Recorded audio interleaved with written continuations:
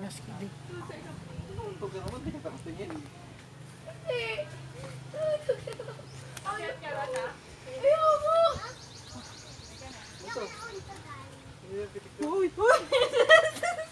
Ay, tita. Bastos yung gagara na gagara. Muntik na.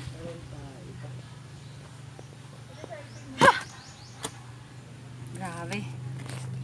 Ayun na. So guys, itutuloy ko kung paano ginawa ni Tarzan vanillin yung pag-akyat niya. Try natin kung kakayanin ko. Kasi nung kabataan ko magaling din naman akong umakyat.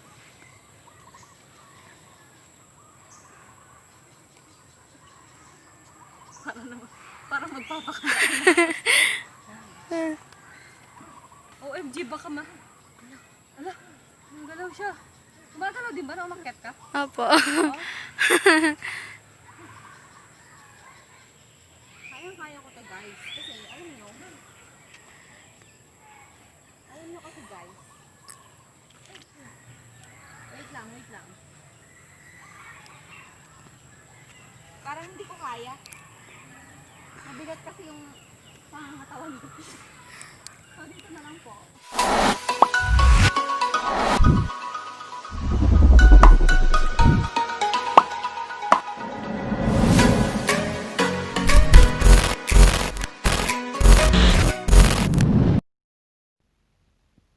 The 600-old Balete Tree in the town of Maria Aurora next to Baler towers more than 5 stories high.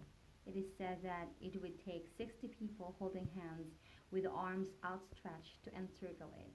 Locals claim that it's the largest tree of its kind in Asia, though it hasn't quite lived up to its moniker yet. It's been dubbed the Millennium Tree and is now the province of Aurora's most visited attraction. It was still drizzling when we arrived in Balete Park, and the place was too muddy, yet we can't help but to admire the enormous Balete Tree. I really don't know how to describe this place. It was either so enchanting yet so creepy and enigmatic at the same time. This Millennium Tree will not be called such for no reason.